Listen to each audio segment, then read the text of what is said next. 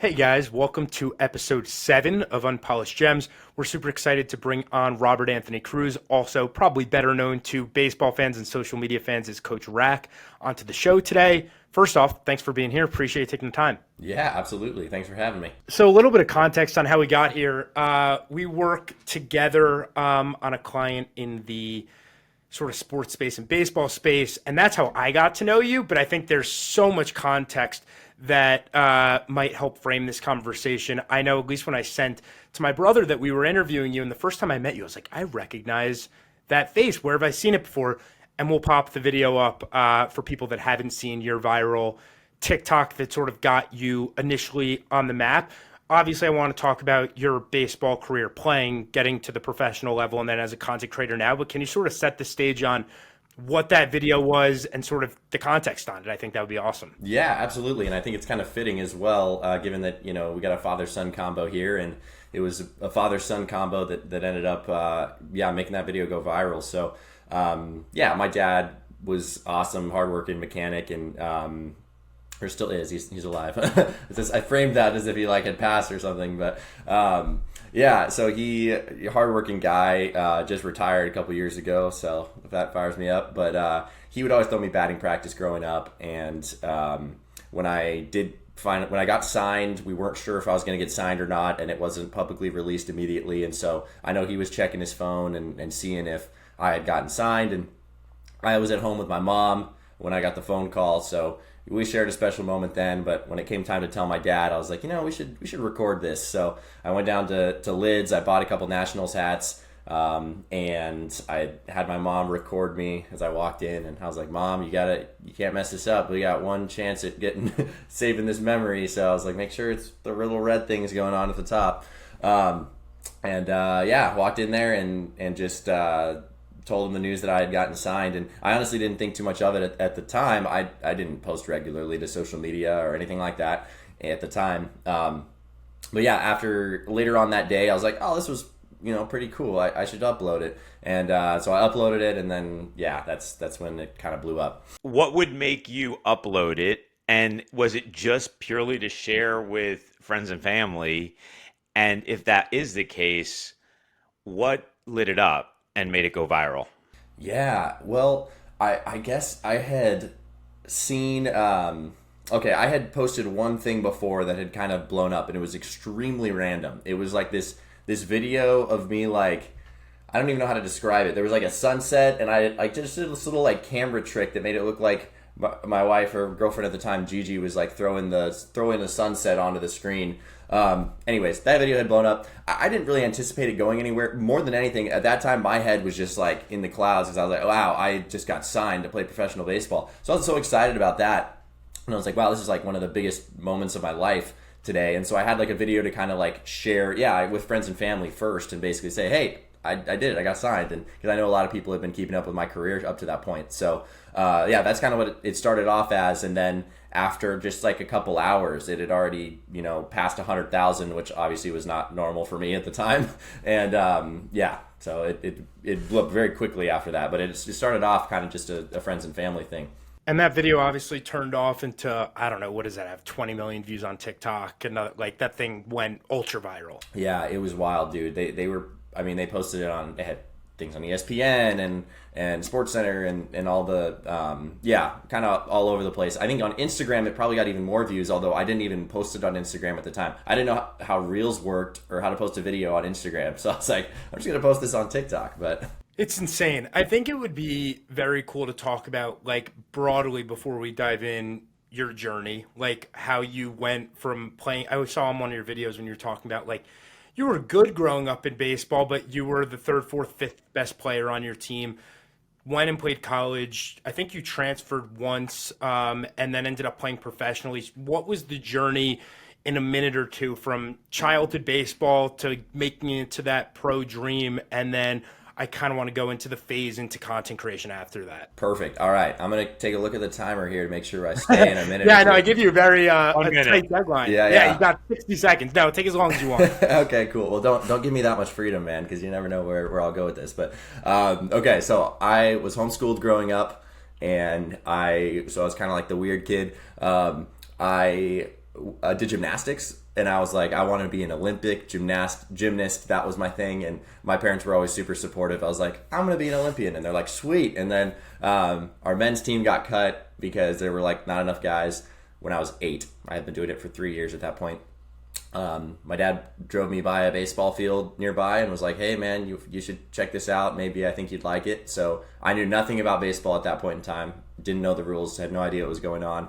But it seemed cool. So I decided to try it out, and ended up from that point on being like, okay, I want to be a professional baseball player now. My parents were like, okay, cool. That's what you'll do. So that continued on, and I ended up, I was homeschooled until my junior year of high school, and then we were like, okay, I should probably play high school baseball if I want to play in college. So I ended up playing there, got a really good coach, taught me a lot, ended up going to UC Riverside to play Division I baseball, really struggled there, and then transferred to Biola, which is Division II, and it's out of there that I ended up getting signed. It's a crazy story. Why swap Division I to Division II? Yeah, good question. I didn't think I was good enough, to be honest. After the first year, I jumped levels very quickly, getting up to Division I, and I was just outmatched.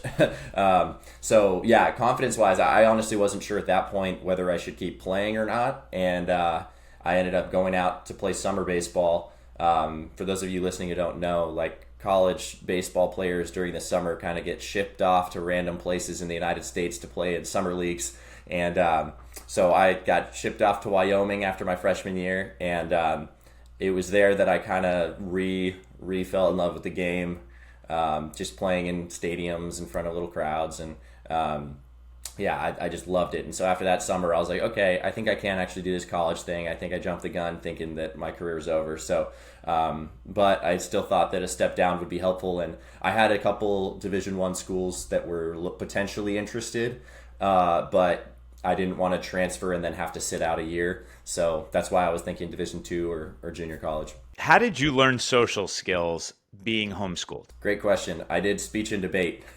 So to take the nerdiness one step further, I was in a homeschool speech and debate league, and we would have tournaments. I didn't even know that's a thing. Oh, it's a big thing. Yeah. No, you would never think, right? No, there's thousands of kids in this league, and we would do these tournaments, and it's so funny. We'd all be dressed up in suits. It's ages 12 to 18. So you'll have 12-year-olds competing against 18-year-olds in debate. Like, it's wild. But yeah, I did that for 3 or 4 years. My sister did it for like 6 years. And that, I think, really broke my fear of speaking in public, and at the very least gave me enough social skills to get by. So I have one more follow-up question, because you said two things which actually reminds me of the Paul Rodriguez interview, which is you did gymnastics and then you did baseball, but the way that you processed both was different than most normal kids. You said, I wanted to be in the Olympics, and then when you went to baseball, you said you wanted to be a professional baseball player. So talk me through how you went from, I'm just going to be a local gymnast and baseball player, to I want to be world class. Yeah, good question, man. And I don't know how much of this was innate and just built in me, or how much of this I developed from my parents encouraging me, but maybe a combination of the two. But I think in everything that I've ever done, whether it's gymnastics or baseball or now content creation, it's like I can't help but like just push myself to just do the absolute best that I can do. And for me, like with gymnastics, like I didn't even think twice about it. It was like, oh, I'm doing gymnastics, I'm going to be an Olympian. That's just the only option. And and then it was the same thing in baseball. I was like, oh, that's the only way to do it. And I feel like, I don't know what that came from, but anything that I do, even now what I'm doing in social media, it's like I want to be the absolute best at what I do. And that's just the way it is. What's your mindset on becoming world class in anything? Do you go in with goals? Like the broad goal is for baseball, I want to be a pro. For Olympics, it's I want to be an Olympian on that stuff in gymnastics. Do you go in thinking 15 years out, where do I want to be with content stuff today? Or is it, here's the mapped out way that I want to get to that point? Good question. For me, it's not 15, it's 5 years. And I have generally, when I was younger, I kind of set not as specific goals because I didn't really know where or how long it would take me to get where I was going. But when I started this content thing just over a year ago, I immediately set the goal. I was like, I'm going to be at 1 million followers in 5 years. And like across platforms, that was the goal that I went into it with. And I wrote it down on my phone. It's actually still the screensaver on my phone. I don't think I have my phone in here right now. But yeah, that's the screensaver on my phone is my 5-year goals. And I got some other things on there as well. But yeah, I do think in terms of at least a few years out. But then with that, I think I often look at those 5-year goals, and I think that often shapes my more short-term goals, you know, whether it's a year out, whether it's a month out, whether it's a day out, whether it's an hour out. I think, yeah, goals have definitely been a big part of that. What goal setting process do you follow, or is this just made up by you? I think it's mostly just made up by me, and I think it's shaped by my passions, what gets me excited. The things that kind of fire me up, I feel like I end up doing with excellence, and then the things that don't get me as excited, I end up kind of just half-assing. So yeah, I figure I play to my strengths and the things that I really am passionate about. Like one of my goals is to have a reading habit every day. And I believe that I'm the best version of myself when I'm learning from other people and I'm reading and having the discipline to not just indulge in what I want to indulge in. And so I think that my goals are to some degree shaped by what I enjoy, and to another degree shaped by who I want to be. So you go and play pro, and you sign. COVID hits probably right around then. What's the last 3-year journey from that video getting posted on social media to now blowing up on socials? You probably have, if you're not at that 1 million yet, you're probably pretty darn close. Yeah. What was that journey? Yeah, so good question. And actually, COVID does factor into this, but it was actually beforehand. So I got signed in 2021, and COVID. So my junior year was my optimal year to get signed, and I went from playing horribly my freshman year to playing okay my sophomore year, and then my junior year, the first year I was eligible to get drafted, I started off like with an insane start. I had like 5 home runs in my first 10 games. And I had never talked to a scout before up to this point ever in my life, and I still told people I wanted to play professional baseball. And very first game of the year, I had a double, a home run, and I get a text from a national scout. And over the next few weeks, I had played so well. I had the Twins, the Indians, the Astros. I had several different teams now reaching out to me and getting into talks about the draft. And so 2020 was like, okay, I should get signed based on how things are going. And we were out in Hawaii when we started seeing news of COVID everywhere. And shortly thereafter, returning from our road trip there, our season. Which racked us quite a bit. He gets to Hawaii way more than I like to get Dude, to Hawaii. Somehow every year for the past 6 years, I've made it out to Hawaii. So all I remember is we were supposed to get on a meeting, and he's like, "Hey guys, can we push it? Because I'm going to be 6 hours behind, and I'm on a beach in Hawaii." I was like, "Dude, that's a great excuse. I'd love to do that one." Yeah, I feel like this is a little sidetrack here, but I feel like you and I, Jesse, both are always in like these cool, random, exotic places.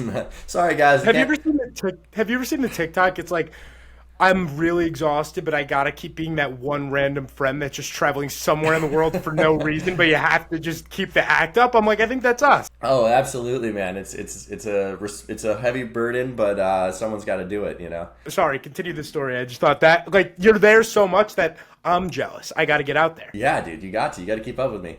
And I got to keep up with you. You're out in freaking Europe, I don't know, somewhere. But yeah, so when I was 2020, I'm hoping to get signed. And our season ends up getting canceled, and that was like, in baseball, if you don't get signed in your junior year, then you don't have much leverage because usually you can be like, oh, sorry, professional team, I want to finish up college, get my degree, whatever, and then I'll get signed. And so they'll offer you a lot more money your junior year. You usually get drafted a lot higher.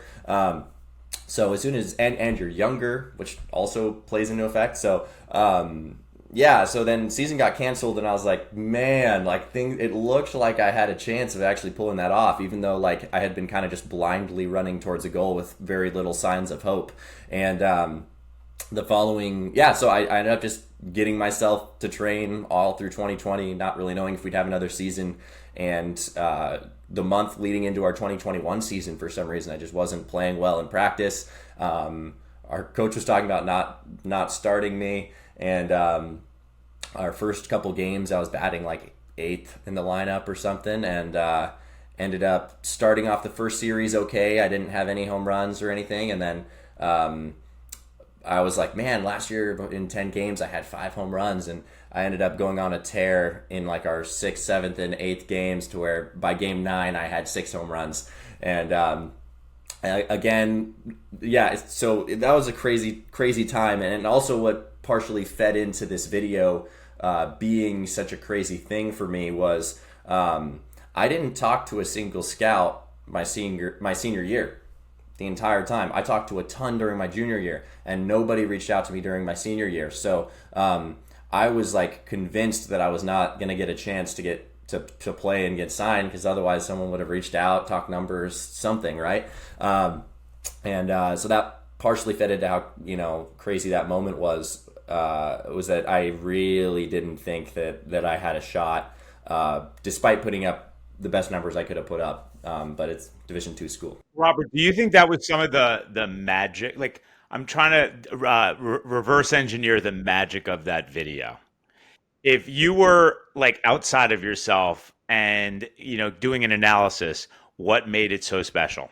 I thought it was impossible. The day before, I bought a season pass to a water park called Raging Waters that I was going to go to with my girlfriend at the time, Gigi. Because I was like, well, if I'm not playing professional baseball, I can at least drown my sorrows in this sick water park. So like, yeah, I just was so convinced that I was not going to get signed. My parents knew, or like really feeling for me, like literally as the draft, like the last, and that was another element to it, is like I wasn't actually signed in the draft. I was a free agent signed immediately after. Teams will sign just a couple more guys. And so my parents were watching the draft tracker. I was watching the draft tracker. The final names get called. It's not me. And yeah, it was just like the perfect, like, and there were so many things too that happened during the season. Like, I mean, it would take hours to break down all the little factors, but it was magical. And yeah, even my like last college at bat kind of was just like, oh, I can't be done playing. Like, yeah, it was just so many things put together. And on that day specifically, I think what especially made it special was the emotions that my parents were feeling at the time, because my mom was downstairs literally crying for me, because she was like, man, this is his dream and it might be over. And so I got signed, and that moment I shared with my mom was just as special as the moment I shared with my dad.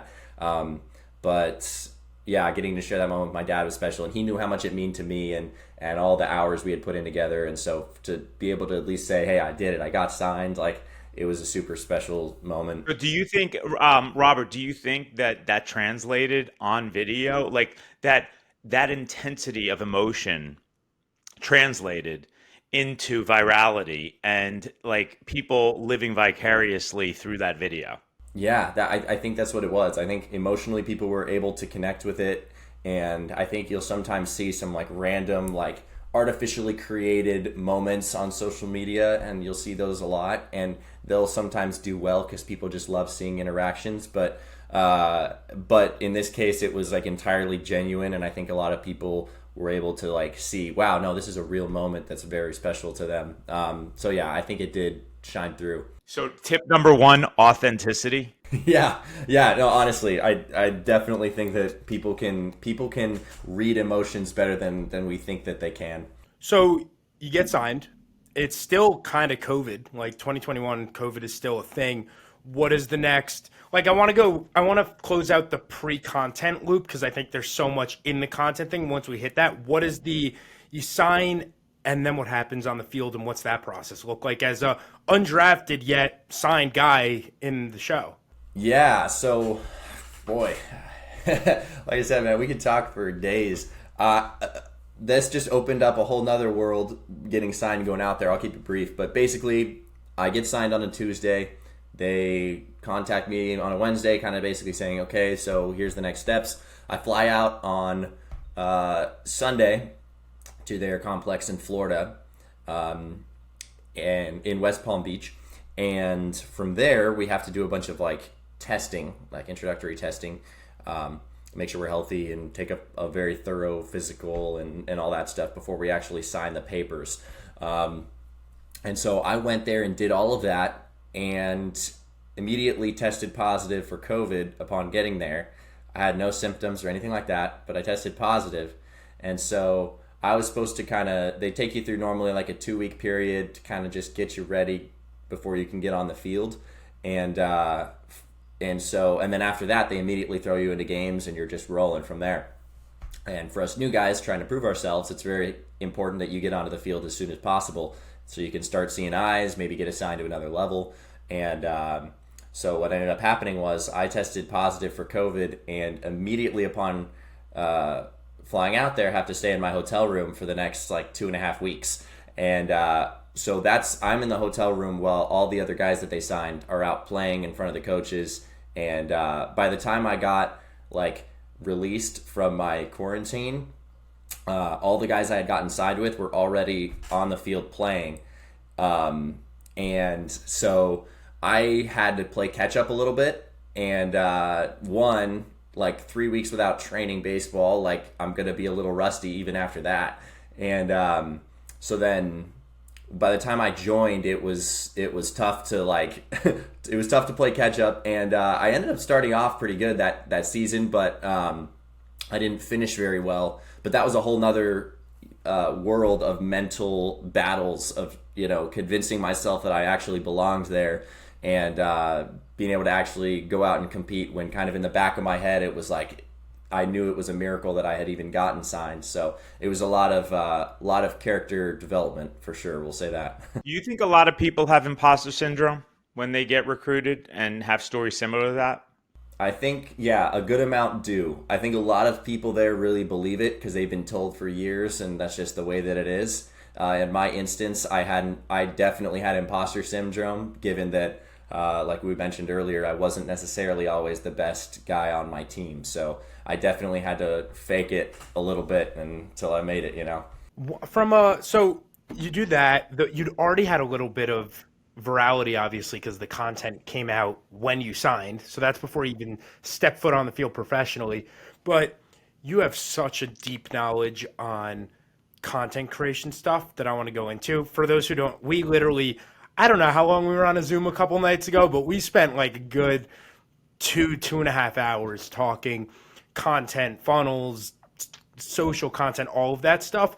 And you're doing an unbelievable job at it. And clearly there's been a ton of success on that end. From a broad overview standpoint, like not a ton of athletes are out there documenting stuff in their own professional lives, and definitely not from a coaching perspective. And you've built this whole brand around Coach RAC. What was the evolution from being on the field to being like, all right, you know what, I'm going to change this angle towards a coaching perspective and just pump out content? Yeah. So, God's been gracious. I feel like I was prepared indirectly because going through high school and even college, to make money in high school and college, I did wedding photography. And so I knew my way around a camera.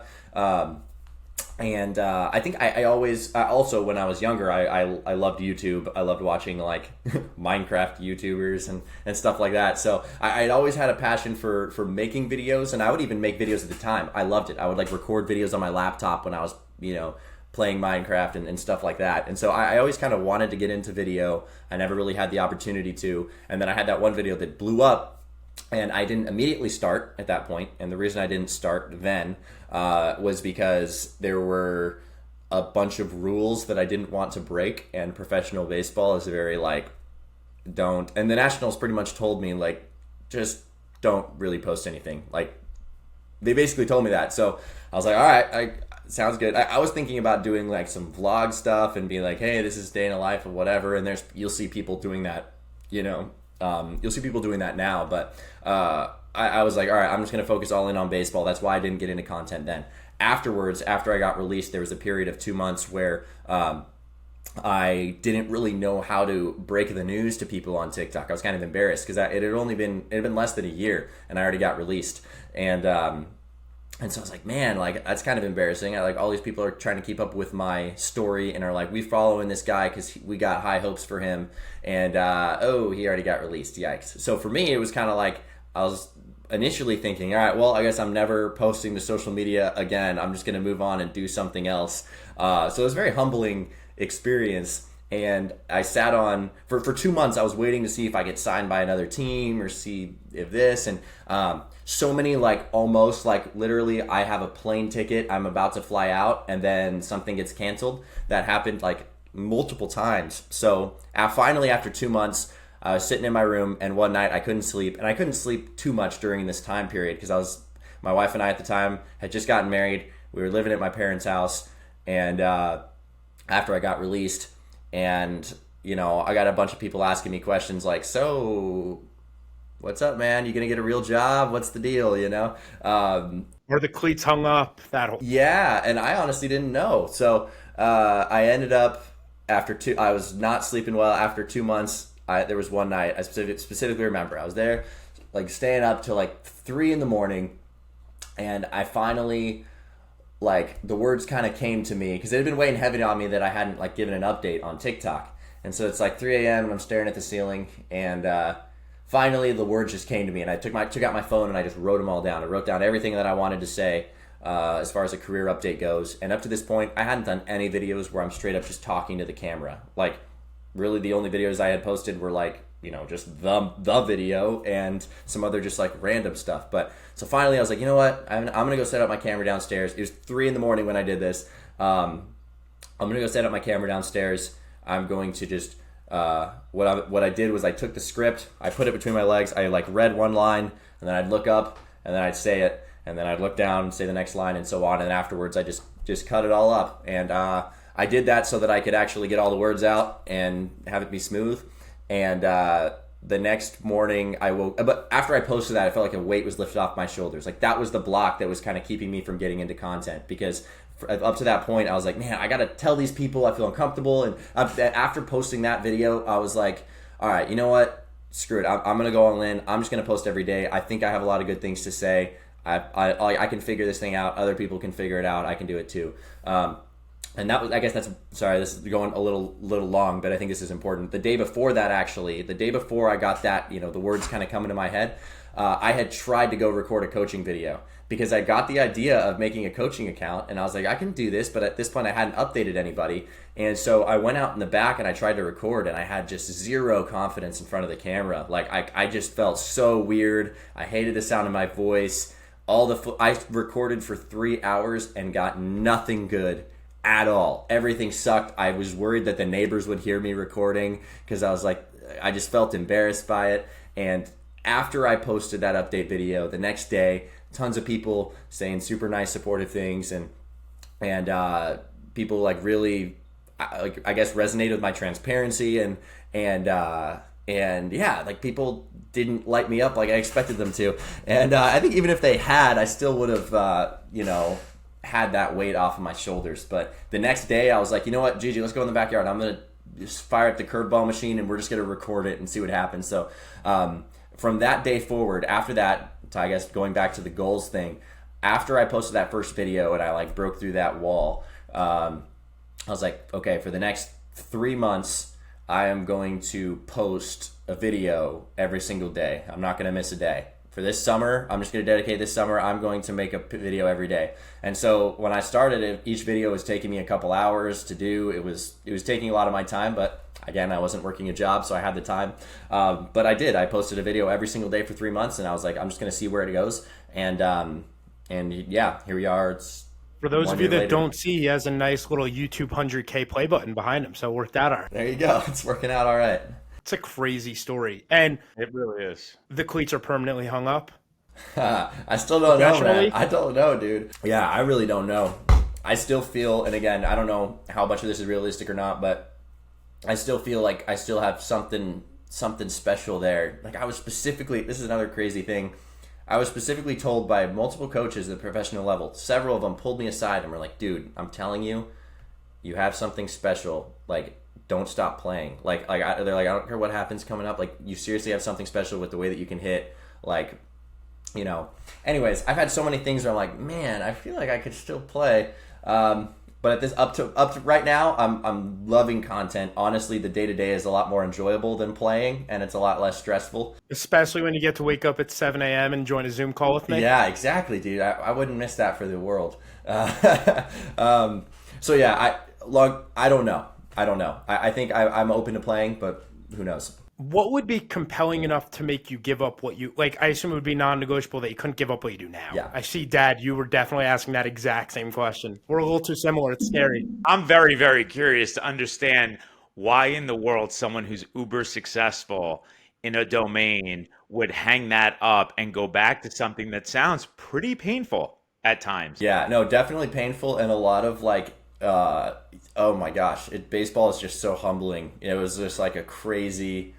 Why go back? That's the thing. I'll never stop doing content. Like, I love it. I think I'm gifted at it, and I do enjoy it, and I'm gonna keep doing that one way or another. So I guess I've heard a lot of people be like, "Oh, Savannah Bananas, you should go play for them," and I'm honestly not opposed. Who knows? But yeah, I think if I did end up playing, I wouldn't give up the content thing. I'd still, keep up with that, and one way or another, one thing I've learned is that I can't have who I am or my identity be too wrapped up into what I do, because I will end up putting way too much pressure on myself. So with baseball, it was like that was a lesson I really had to quickly learn. Was like, I had to be okay with failing in baseball and not having that ruin a part of who I am.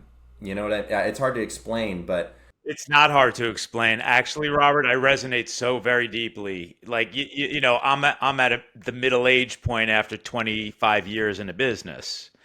And a lot of people my age or within that 10 to 15 year time, like Are you calling yourself old? call myself middle-aged, but I'm probably older than middle-aged if we're going to be honest.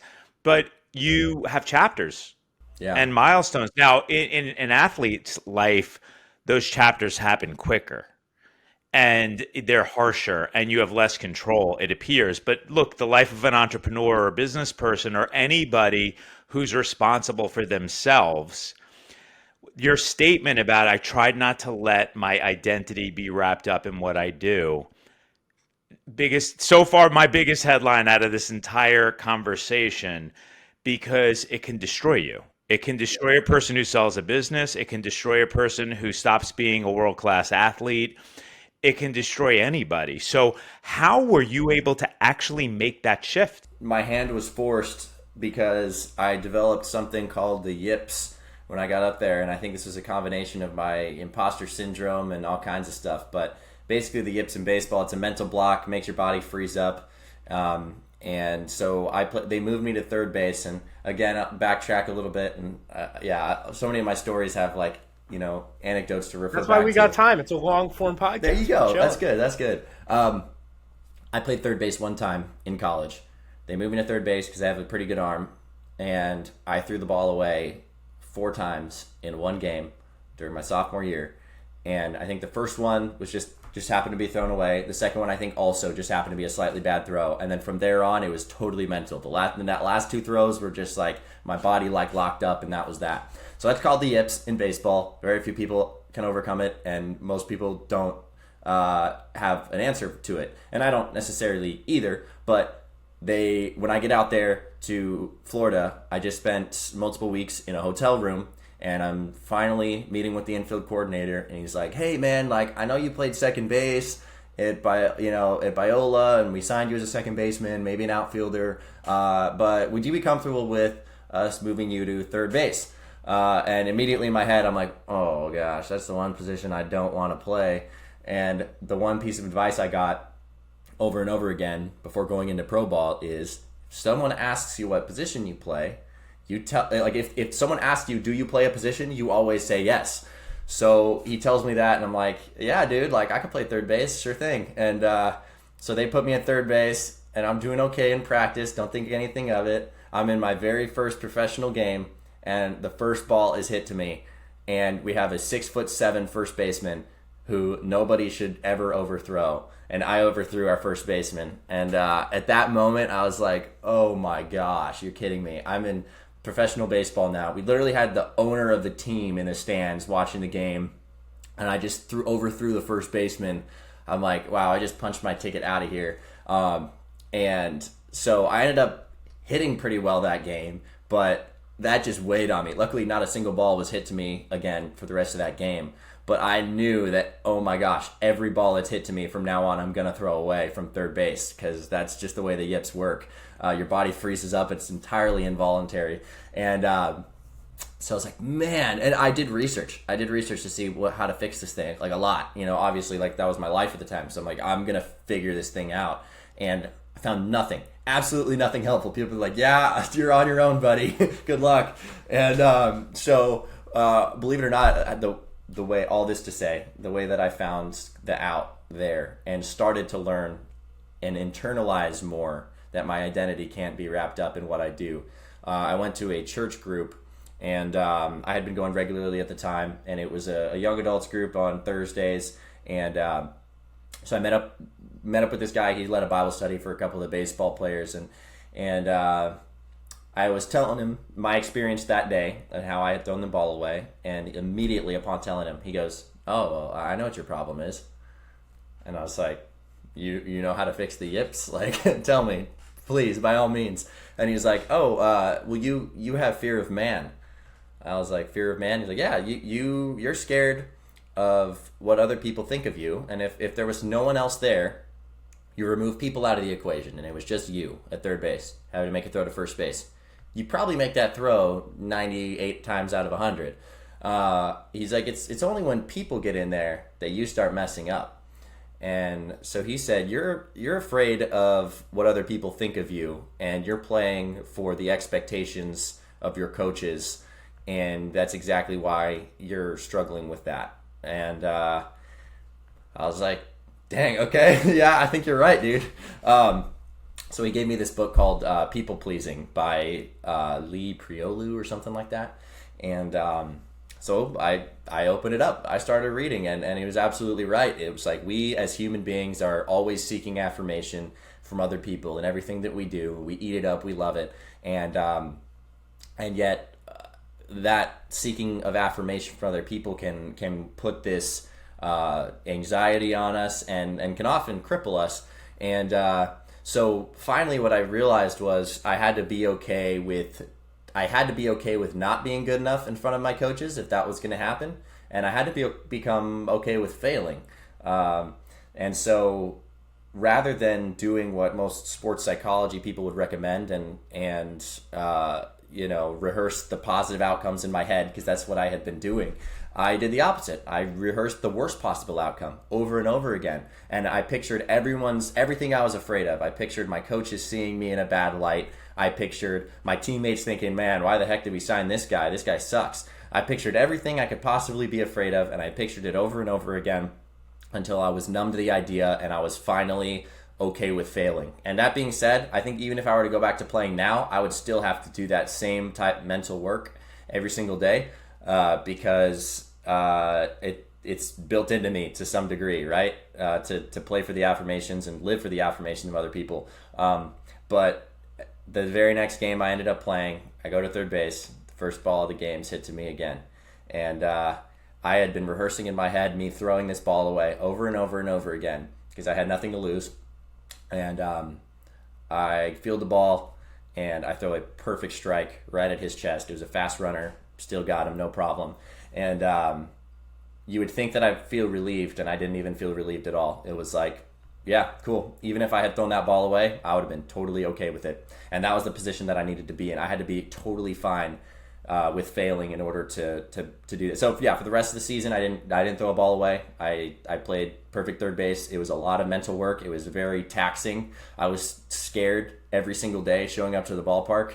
It weighed heavy on me, but that was definitely the steps that it took for me to internalize that lesson a little bit more. And you fixed the yips. Yeah. At least for that time being, I did. Who knows if I ever played again, could return, but yeah. It almost sounds to me a little bit like, again, without getting deep and making this like a crying circle.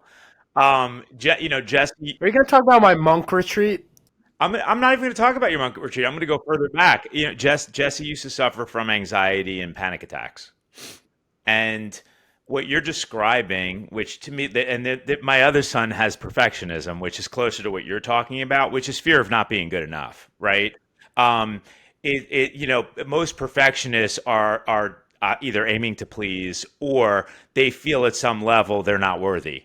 And by the way, I know that because I am one. So, but most of the time, the way past fear and the yips and panic attacks and whatever you want to call it is desensitization, right? Because then it doesn't freak you out anymore. Like you can cope. Like if you're afraid of snakes, you got to go in front of snakes a lot. And then eventually the snakes don't freak you out as much anymore. And it sounds like that was your answer, if I'm not mistaken. Totally, yeah. Exposure therapy. I learned a lot about that afterwards because I made a video on the yips and I had all these like professionals in my comments being like, "Oh, you did a perfect example of this," and I was like, "Oh, okay, sick. Good look." Yeah, I got a great camp to ship you to in Tennessee, and you could deal with all that shit and more for 7 days away. Perfect, man. Sounds good. Yeah, send me the link. Yeah, that was I had my nice little being made fun of in a couple of my client meetings that week when I disappeared from. I was like, guys, I promise I'll come back. Promise I'm not gonna go become a monk and move to like Indonesia. Like I'll be me. I think I turned out all right. Robert, your insight about being okay with failure and being okay with other people either not liking you, not being pleased with you, not being okay with your performance, it's the only way to find happiness. Yeah, yeah. Oh, dude, absolutely. It's a lesson I'm going to continue to keep learning for sure. From a tactical social standpoint, like obviously your content's great. Obviously there's a cool storyline there, but not every content creator who does that space blows up. Like it's something that we talked about a couple nights ago and stuff, and all of that stuff. I know it's not a secret, or I know it's not a perfect formula and a secret sauce you can put on, but if a new content creator came to you, what are the keys to a viral video? Yeah. There are too many keys for me to be like, these are some of the keys. Besides, I guess, there's more principles, I guess. And the way that you learn these principles is like anything else. You put in the work and you do it over and over again and you learn from it, right? But I would say, though, for someone starting off, like, realize that above all else, if you want a video to be seen by a lot of people, the people who do see it have to watch it for a long time and engage with it. So how can you create a piece of content that is constantly grabbing at the viewer's attention throughout the entirety of the video? And in order to understand what grabs people's attentions, you have to tap into their emotions. Put yourself in the eyes of your potential target audience and be like, okay, if I was that person, what would I be afraid of? What would make me happy? What would make me excited? What would make me stay and watch a video? And that was kind of the starting point that I went off of. And again, this was developed over a long period of just posting every day and having the immediate feedback loops of, okay, this worked, this didn't work. I tried this intro, this worked, this didn't work. And over and over again, and just constant course correcting until I finally am slowly getting better at it. But first and foremost, put yourself in the shoes of your target audience and think, what I like to start with is think, what are they scared of? What are they afraid of, right? And because what I'll notice is that the videos that I stay and linger on are the ones that hit hard. And like we were just talking about, you seek affirmation from other people, right? Like I scroll across a video and it's like, oh, you do this, and here's exactly why you do this. I'm like, all right, I'll hear you out, So for me, like even with baseball coaching videos, I was like, okay, my players probably went through a lot of the similar things that I went through. And let's imagine that I'm talking to some 15-year-old kid who wants to play professional baseball. I might lead in my hook with something that exposes some degree of insecurity or taps into that fear or taps into excitement. Tap into emotions. So that's one thing that I'd say, an overarching theme, but there's just so much. Yeah, the biggest takeaway from our conversation when we spoke was like, especially on TikTok and some of the TikTok reels, that kind of stuff, how important it wasn't. So, like, it's weird because I've paid attention to like the only classes I paid attention to in college were my major, which is persuasion and social influence. So like how to persuade over time and how to get people to evolve, and through the podcast on what stuff sticks. The one thing I didn't think about was timeliness. And you were like, dude, your clips in this thing were great, but the hit points at 7 seconds, I'm gone.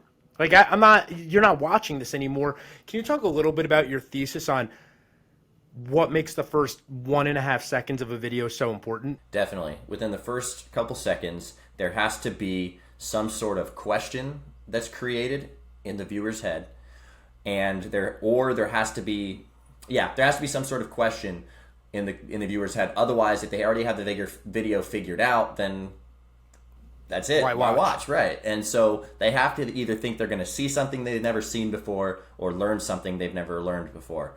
And because of that, I believe in the first few seconds, you have to kind of talk in extremes. You can't be afraid of sounding like you're cringy, and like the videos that make you stay and watch are not the ones that are like, hey, here's a good tip for you to live a better life. It's like, I've pinpointed exactly why your life sucks. Like that, it has to be like that, like it has to be something that's a total extreme, and people feel weird talking in those terms because it feels dramatic, it feels over the top, it feels corny. But that's what works in social media, because if you're not claiming to have something that they've never heard before, then they're gone immediately. So why listen? Totally. So in the first few seconds, you got to be able to very clearly articulate, or at least either articulate or display something that causes that question in the viewer's head. So for me, some practical ways that I do that is I have on-screen text about this big and like way big at the top in their face. And I keep those words super simple, and those words are always aimed at creating a question in the viewer's head, or giving us a vague roadmap to what is to come that will spark some sort of interest. So really just giving them some simple words. I've found that if I put too big of words or make the on-screen text too long, they might be too lazy to read it, or they'll read it and not understand it, and so they scroll away. And so just something really big, simple, like someone should be able to watch the first few seconds of your video and have an idea of where it's going, but at the same time also have no idea what you're going to do next. Like it has to be a combination of the two. So yeah, definitely first few seconds are super important. I like having some on-screen text. You don't need it if by the scene you create enough interest and give enough of a roadmap so that they have some question in their head as to where the video might go. But yeah, I can't speak highly enough of the first couple seconds. And then from there, it's really a matter of replicating the first couple seconds of attention grabbing, and then just replicating that again throughout the entirety of the video. So I think people like Mr. Beast have really has mastered it.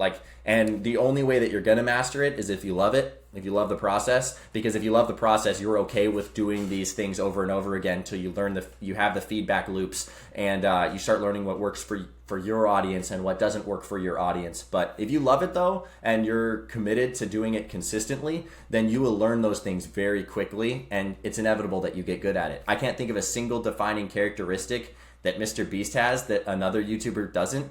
He's just like a total ordinary guy, and he's the best at what he does. He's the best at grabbing and holding attention in the world. And so you don't need anything crazy special. You just got to get good at it. And in order to get good at it, you got to love it. And with Mr. Beast, he loves it.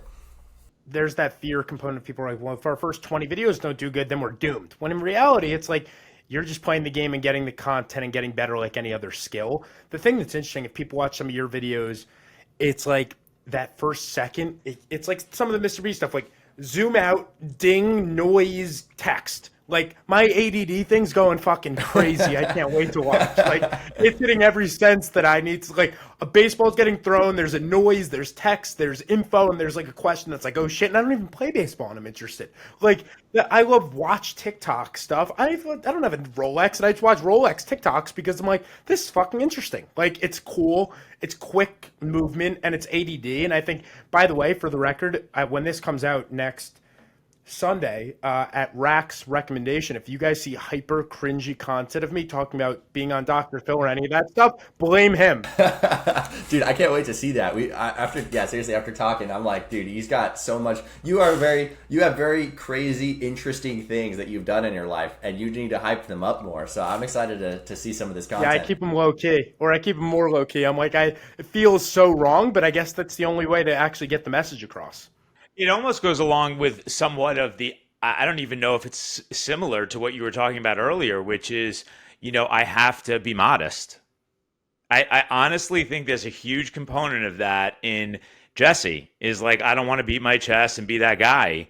And, it would be cringy. And it goes back to you care about what people think, right? Yeah. Because otherwise, like, people will never know that you've done these cool things if you don't let anyone in on it. Yeah, no, that's so true. And I guess I'll say that kind of sparked an idea in my head. Like something I've noticed is like you're gonna fail all the time when you're doing social media. There's videos I post all the time that I think are gonna do good, and then they don't, and I'm like, oh man, that dang it, and like a little bit of embarrassment, whatever. Especially if you're starting off, I can imagine like you don't have this baseline of views. Like you can post a video and get 10 views, and you're like, oh dang, like people are gonna think that's so lame. But one, again, doesn't matter what people think. Two, most people like just respect that you're trying because probably to some degree they want to do the same type stuff and they're too scared to do it. So, but beyond that, like here's my current like philosophy with regards to how we should view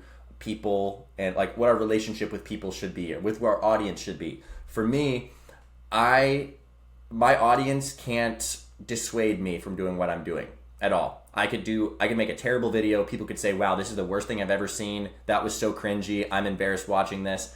People could say whatever they're going to say, and you have to kind of just be impervious to it. Be like, that doesn't matter. I'm going to keep doing this anyways. You have to treat it as a game that you're learning. You have to detach who you are from it. Because realistically, I could make a stupid video, and my friends and family, they're not going to see me any differently. They don't care. Like, that doesn't matter, right? And even if they give me a hard time about it, oh well. Who I am has to be detached from that. So you have to be entirely impervious to that kind of response. And also, you have to engage with that, because what I think you do, Jesse, and what I also have a tendency to do is to just kind of distance myself from the possibility of people thinking those things and be like, well, I'm just not going to do anything that crazy or over the top. But the people who are successful, they kind of do the crazy over the top things, and I'm starting to learn that. And but that being said, you can really leverage positive responses to motivate you to keep going. Like, don't be fazed by the negative, but like by all means use the positive to fuel you, and it is very good fuel when it comes to content. Like the most motivating thing for me ever to posting more content is having a video that does well. Like if I have a video that does well and it's getting tons of engagement and breaks, a couple million views or something, I'm like, sick, all right. Like people love this. I'm gonna do it some more. So to some degree you can like that affirmation that people give you, like you can use it to keep going, but you can't let it dissuade you from keeping to go. Yeah.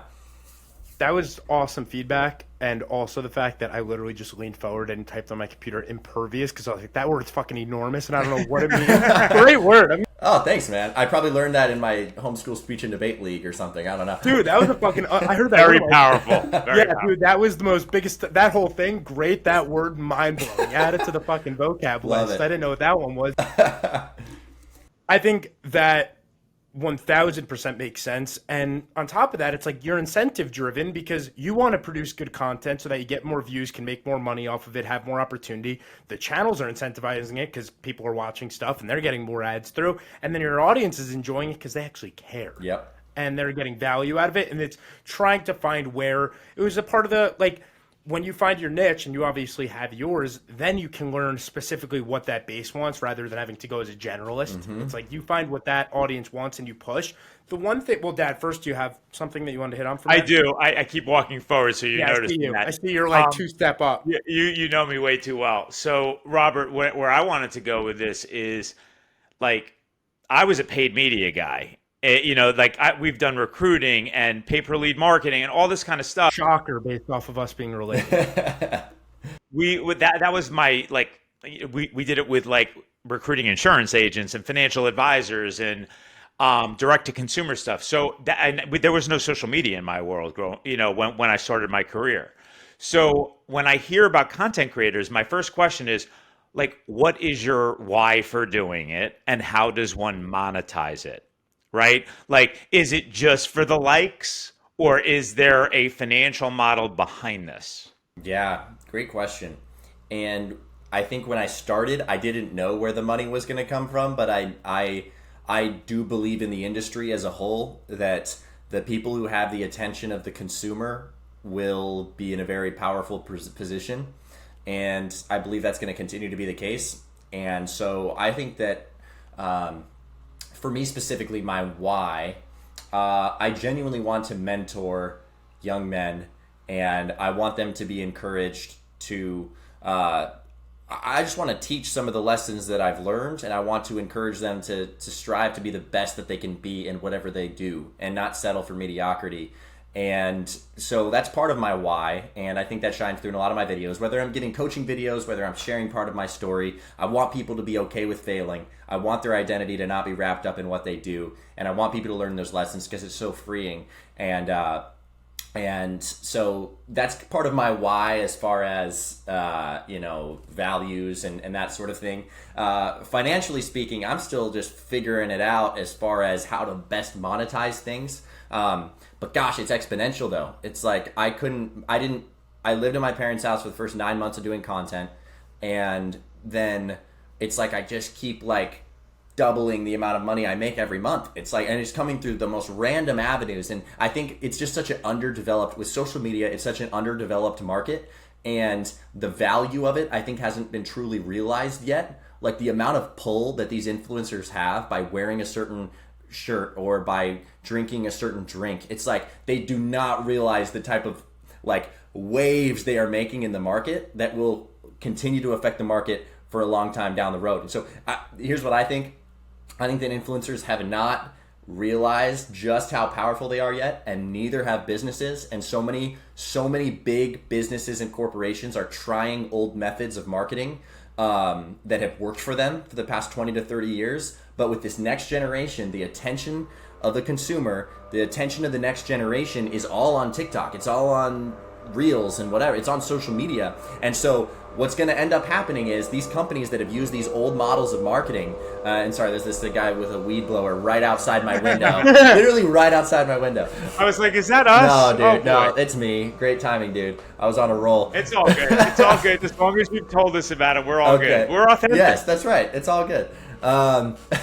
But yeah, so the attention of the consumer is now on TikTok. The next generation is comfortable with buying things through social media. We no longer go into a store to see what we're going to buy. If we even go into a store, it's because we already have done our research online and heard about it on social media, and we're going into the store to just buy the product. And so we've already predetermined. So people are making their buying decisions now based off of things that they see, and some of it's subliminal, some of it's conscious. But one way or another, people are buying based off of just where the attention of the consumer is, and it's no longer in the places it used to be. And so I believe that companies do not realize the opportunity to influencer marketing. Robert, what do you think the opportunity, let's make some predictions here.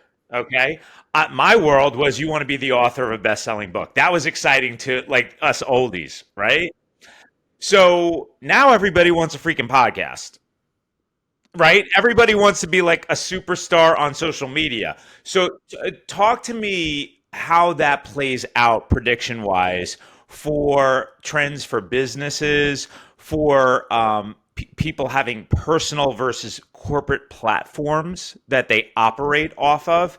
And then how do you see it monetizing itself out? Like beyond just getting paid for views, sponsorships, affiliate,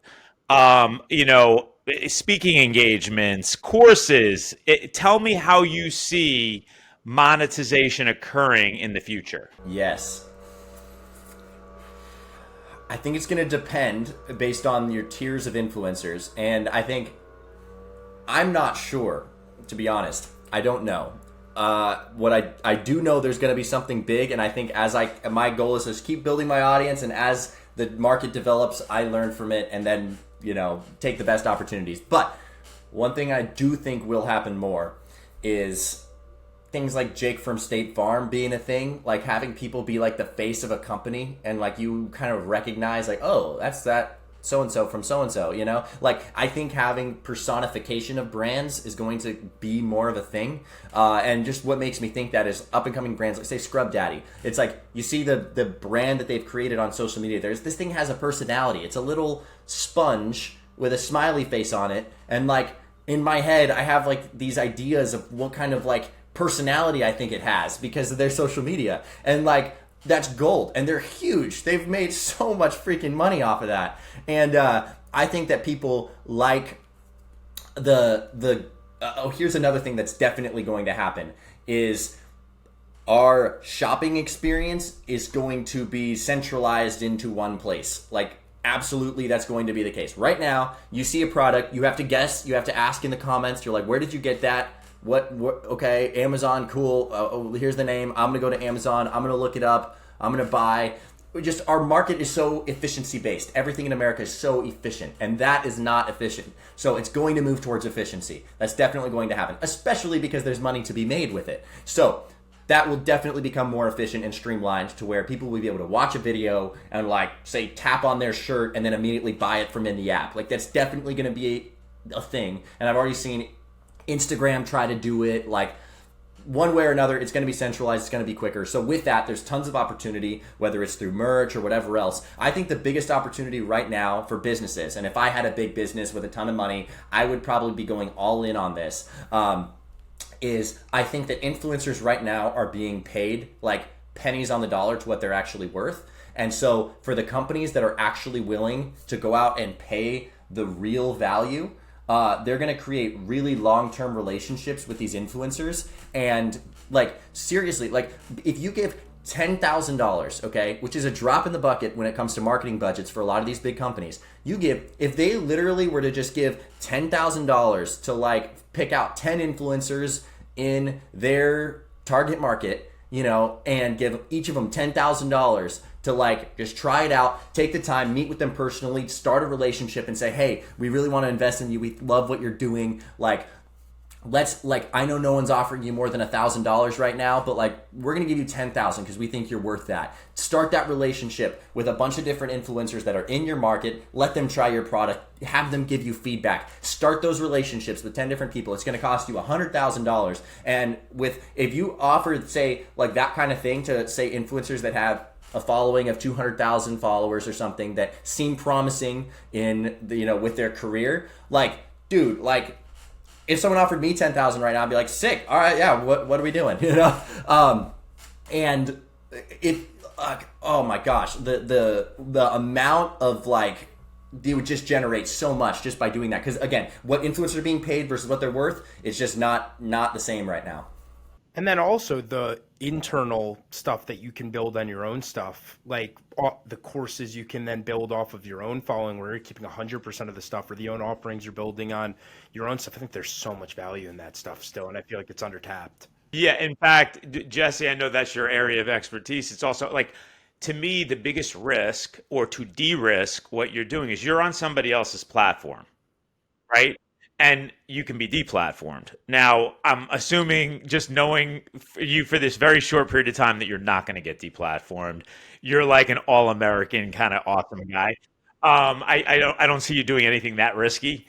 However, it is a risk, right? And so, you know, old school guys like myself have always said, like, the hedge is pull them off the channel, get them to opt into your email list, get their SMS for for texting purposes, get them in other areas where you own the list, right? And then you can remarket to the list so that you have, like, again, being in the insurance business, I'm always hedging, and I always think so. And then you can monetize it for yourself instead of relying on an outside sponsor or an outside affiliate. And by the way, there's nothing wrong with outside sponsors, outside affiliates, or any of the other stuff. But you were also mentioning you were going to put together, or you've already put together, a camp.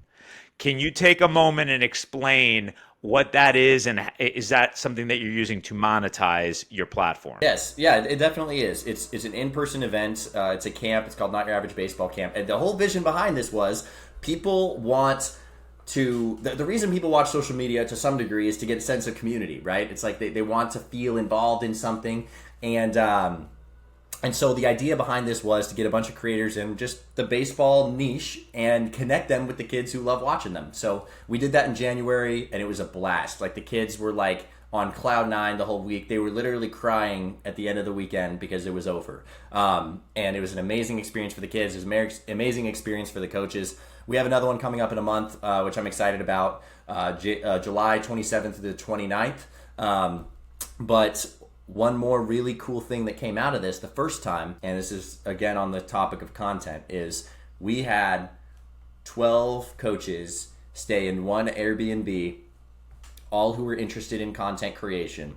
And we were absolutely exhausted after dealing with a bunch of kids, 60 kids, and managing them for an entire day. And when we got back to the Airbnb, we still excitedly talked about content until 3-4 in the morning every single night of the camp. I have never been so tired in my life and yet so excited. And so since that camp that we had in January, every single one of the coaches, with like maybe 1 or 2 exceptions, I'm talking like 10 out of the 12, have at least doubled their following since January. I've doubled mine. Like, I had 250 on TikTok then, I have 500 now. Like, everyone there has doubled their following, and so much of that is because, 1, we were inspired by each other, and 2, we were able to share what's working for us, what's not working for us. Everybody learned, everybody benefited. So I guess for people listening to this who are interested in getting into the content sphere, find other people who are having similar goals to you. And again, this is totally a principle that applies in so many other things in life, but find other people that are pushing towards the same thing as you, that are on the same grind as you, that are learning, and then regularly meet with them and get each other fired up, because that is the best way that you're going to get good at this thing. You can only go so far on your own, and I was really starting to burn out after doing it on my own for so long. And then I told my buddy Ange, hey man, you got to start up a page. We got him to start up a page. He got 10,000 followers in 1 week, and we're like, awesome, let's go. And so that relationship I've had with him has really improved my own understanding of social media, and it will continue to inspire me. So find those people, meet with them regularly. And one more thing that I will say, actually, on the subject you brought up just a little bit ago about if the platform that I'm on goes away, right? I'm not worried about that in the slightest, and here's why. I very well think that any platform can go away. I think TikTok can go away. You could start me right now at 0 followers, and I am so confident that it's not going to affect me more than a couple of months, because I believe that I've learned the rules of social media, and I understand my target market in such a way that so long as there is a platform to post on, even if all the current ones are taken away, one way or another, the demand for it's there. People want to watch content one way or another. People are spending 5-6 hours a day watching content. That's not going to go away. They're going to continue to desire it. And if they can continue to desire it, there's going to be a market for it. There's going to be a platform for it. And if there is a platform for it, then I will be able to post on it. And if I'm able to post on it, then I will build a following, because I know how to grab attention and hold it. And so I think, like, if you learn the content game, your following, I do believe, becomes invincible. Like, you can lose following from a platform, and there's talks of TikTok going away, and that very well could happen. And it is definitely helpful to have those safety nets for, in case a big something happens, you'll still have like direct access to your following. Like, that stuff's helpful for sure. But I think long term, I think once you learn what your market wants and you know how to grab attention, I don't think there's any risk. And on that, RAC is now building an email list, because we were sitting in a meeting and he was talking about how a video gave him 5,000 email signups, and my alarm bells went off. I was like, holy shit, dude.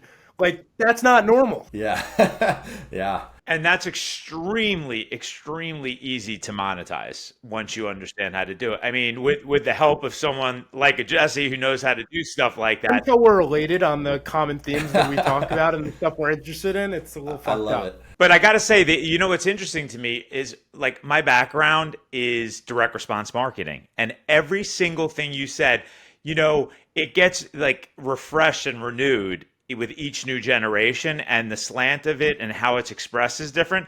But your advice about grabbing someone, that's a headline. That's a subject line.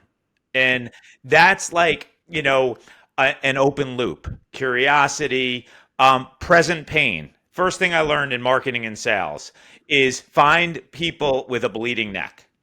And you don't want people with future problems. You want people in present pain. I'm not saying you want to take advantage of someone, but there's a lot of things that create present pain for people. And when you are in present pain, all you want to do is get out of present pain.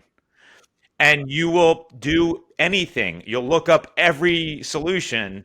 And if you also understand a market and you become market focused, like back in the day when I first started out, I was like, don't be product focused. Don't push your product idea. You don't even know if anyone wants it.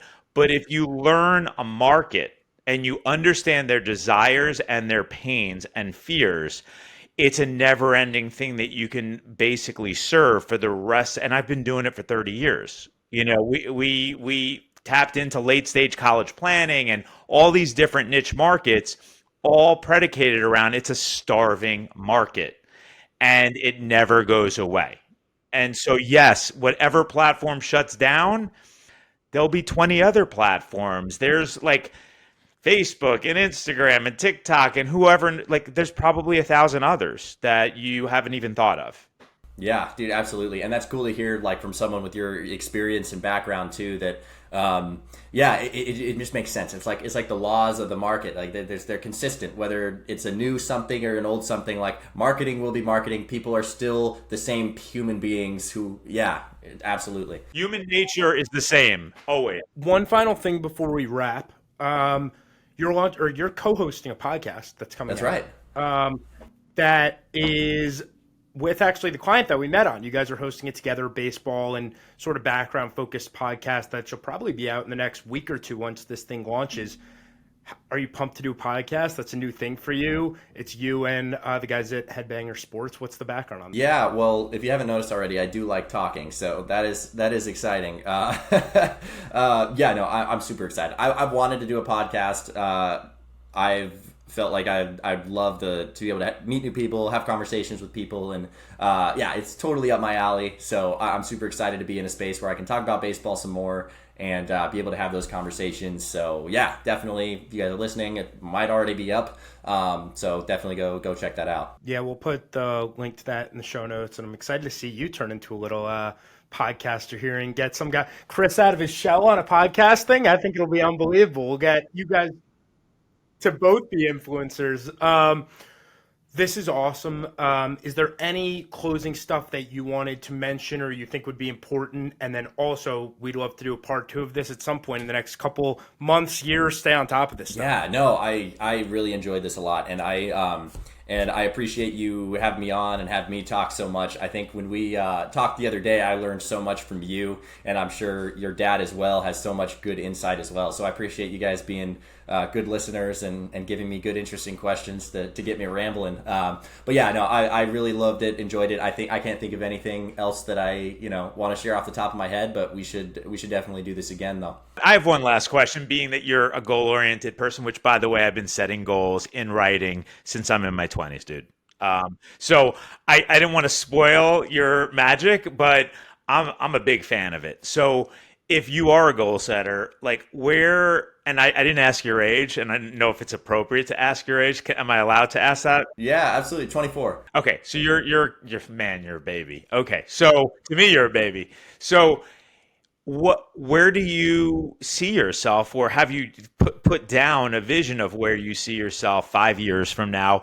Do your goals go out beyond 5 years? Like, for example, do you operate in 25-year frameworks or 5-year frameworks or 1 year? Good question. I think I simultaneously operate in every potential category of time. Like I want to be, I have goals for myself for when I'm 70. I don't have them written out yet, but when I'm 70 years old, I want to be the old man that listens. I feel like so many people, when they get older, feel like they have everything in the world to share and rarely take advice and listen and learn new things. And so as I get older, I want to grow in my humility and realize my limitations. I want to be open-minded enough to learn from people even as I age and not get set in my ways. And so I definitely have goals like that for the future that I'm often pondering.